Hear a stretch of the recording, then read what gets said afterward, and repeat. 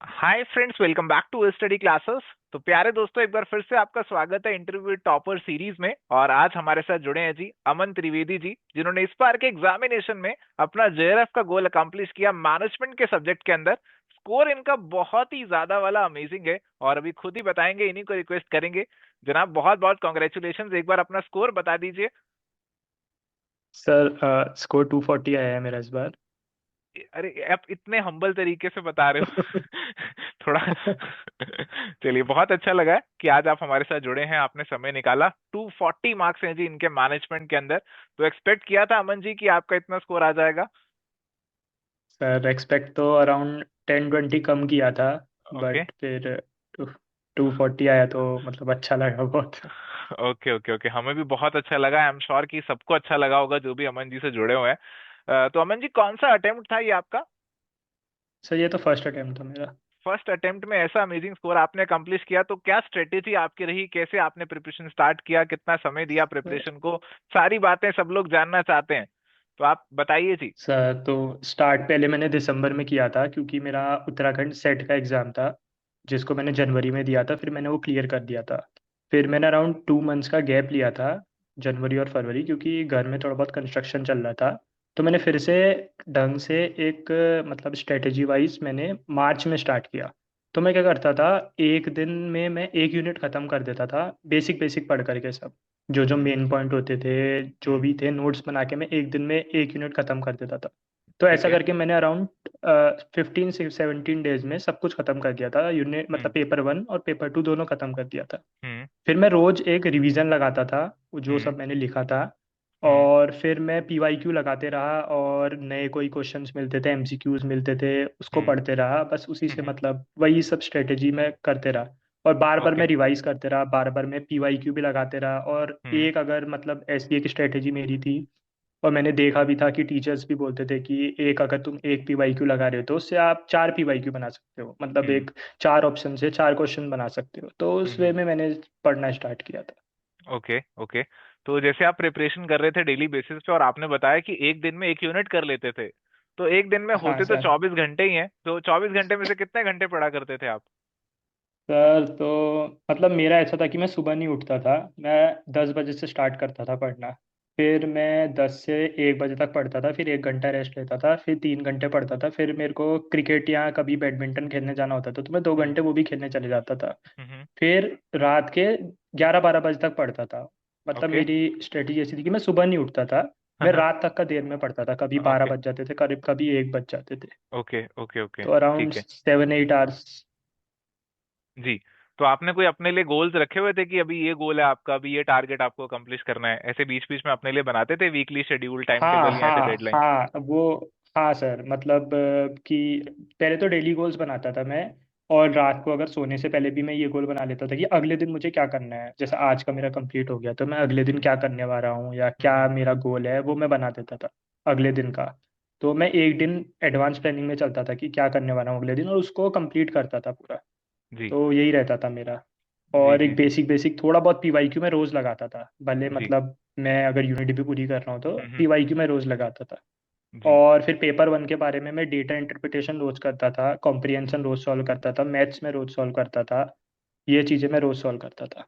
Okay. 3। तो जैसे आप प्रीवियस ईयर क्वेश्चन लगाते थे और मैनेजमेंट के पेपर तो कभी कभी आपने देखा बहुत ज्यादा ट्रिकी वाले भी पूछे जाते हैं मैनेजमेंट के पेपर में जो हाँ क्वेश्चन है। हाँ तो हाँ कभी सर। कभी ऐसा डिमोरलाइज या डिमोटिवेटेड नहीं फील करते थे, अरे यार पता नहीं कितनी पढ़ाई कर लूंगा फिर भी पता नहीं कहाँ से पूछ लेंगे?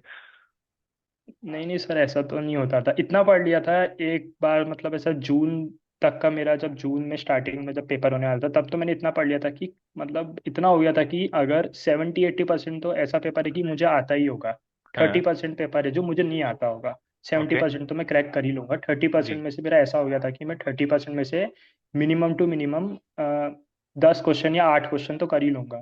तो मतलब हम्म। मेरा ऐसा टारगेट था कि पेपर सेकंड में मैं 75 कर लूंगा, हम्म। पेपर 2 में मैं 30-35 में 35 तक स्कोर कर ही लूंगा। हम्म। हम्म। मतलब जी। स्टार्टिंग में होता था वो कि मेरे को ये क्वेश्चन समझ में नहीं आ रहा, बहुत सारी टर्मिनोलॉजीज मैंने नहीं पढ़ी थी, नहीं सुनी थी। तो जी। एक तो मैंने एमबीए में भी बहुत मतलब अच्छे से करी थी, जी। बहुत मतलब अच्छे से पढ़ाई करी थी, उसमें भी मैंने गोल्ड मेडल किया था, तो वो बहुत हेल्प करा अभी मुझे। अगर मैंने ओके। वो नहीं पढ़ा होता तो फिर अभी मतलब थोड़ा बहुत मुश्किल होता मुझे बेसिक कैच करने में। जी जी जी जी, तो बेसिक चीजें कहीं ना कहीं आपने एमबीए में अपनी जो स्ट्रांग कर ली थी और उसका मदद आपको यहाँ पे मिला। हाँ बट यहाँ पे हमारा जो हाँ एमसीक्यू वाला ओरिएंटेशन था उससे आपने टच में लाने के लिए प्रीवियस ईयर क्वेश्चंस को अच्छे से किया। एक बार प्रीवियस ईयर हाँ क्वेश्चंस हाँ को अच्छे से कवर करूँ। जी। हाँ सर। तो प्रीवियस ईयर क्वेश्चंस का जैसे ये बता रहे हैं कि बहुत ही इंपॉर्टेंट रोल है आपकी प्रिपरेशन में। और ये वाला जो अटेम्प्ट था हमारा, एक बार जून में पेपर हुआ फिर कैंसिल हुआ, तो फिर दोबारा से आपको पेपर देना पड़ा, दोबारा से प्रिपरेशन स्टार्ट करी। तो उस टाइम कैसे आपने अपने प्रिपरेशन को मैनेज किया, कैसे मोटिवेट किया कि अरे नहीं अभी भी पढ़ाई करनी है? सर पहले तो मतलब अब जून का जब अटेम्प्ट हुआ था मतलब वो भी मेरा बहुत अच्छा गया था अटेम्प्ट।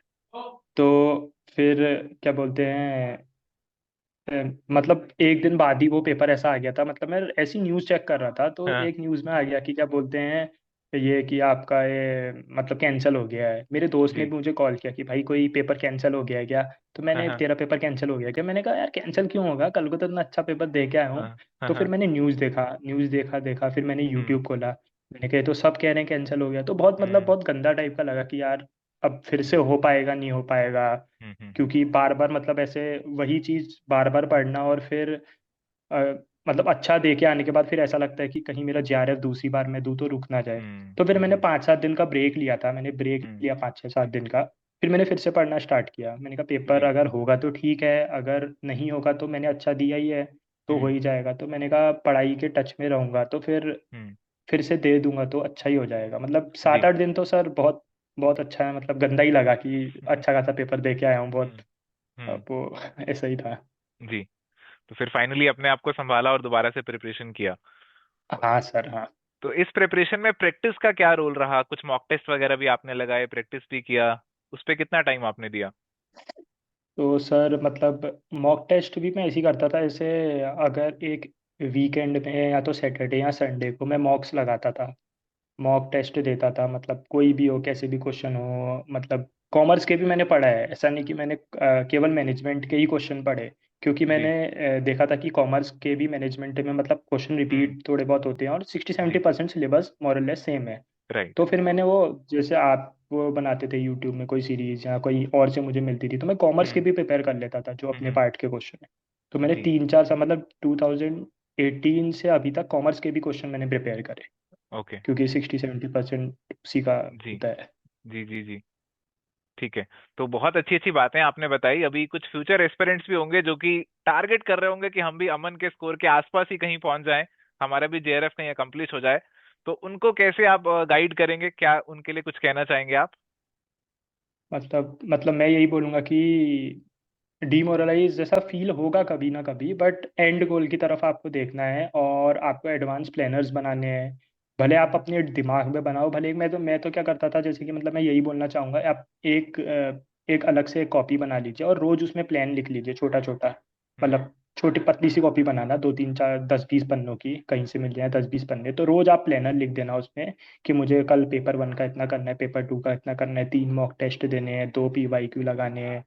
और कोई क्लासेस आप अगर यूट्यूब में हम्म देखते हो या अगर पेड देखते हो तो हम्म। फिर आप वो सब देखते रहो। और मतलब ठीक है, आप एंड गोल के बारे में सोचो कि आपको क्या चाहिए, जेआरएफ चाहिए। और मतलब मैं ये भी बोलूंगा कि आपके दिमाग में ना नेट या पीएचडी के बारे में ज़्यादा मत सोचो, आप जेआरएफ को टारगेट करोगे तो नेट पीएचडी तो हो ही जाएगा आपका, पर मेन जी टारगेट आपका जेआरएफ ही होना चाहिए। ये जी है।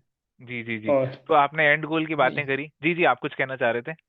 नहीं नहीं नहीं सर नहीं। जी, आपने एंड गोल की बातें करी तो अभी आपने ये वाला गोल तो अपना कंप्लीट कर लिया। तो अगली अगला क्या हाँ गोल आपने लिए तय तय किया आपने यहाँ पर? सर अभी तो ऐसा कुछ मतलब अभी मैं सोच रहा था कि पीएचडी का सोचूं या फिर या तो कहीं मतलब किसी असिस्टेंट प्रोफेसर जॉब मिले तो जी फिर वो भी उसके लिए भी सोच रहा हूँ। तो अभी जी एक दो जी दिन जी का जी मैं जी टाइम दे रहा हूँ अपने आप को। जी जी। नहीं बिल्कुल, आप अपनी अभी इस सक्सेस को एंजॉय कीजिए, क्योंकि हमारा जो स्ट्रगल है वो बदलता रहता है, चेंज होता रहता है, और फिर दोबारा से आपको एफर्ट्स हाँ अपने लगाने पड़ते हैं। अभी इस सक्सेस को आप एंजॉय कीजिए। बहुत अच्छा लगा अमन जी आपके साथ आज जुड़ के। आई एम होपफुल कि जो फ्यूचर एस्पिरेंट्स हैं उनको आपकी बातों से जरूर कुछ सीखने को मिलेगा। तो यहाँ पे विदा लेते हैं जी अमन जी से। बहुत बहुत शुक्रिया जी आज समय निकालने के लिए, हमारे साथ जुड़ने के लिए। ठीक है sir, thank you so much sir. तो प्यारे दोस्तों, ये थे अमन जी हमारे साथ। बहुत ही एक हम्बल पर्सन है, बहुत अच्छा लगा इनके साथ बातचीत करते हुए। और यहाँ पे आज की इस सेशन को हम कंक्लूड करते हैं। मिलते हैं नेक्स्ट सेशन में एक नए टॉपर के साथ। Till then goodbye, take care, all the best.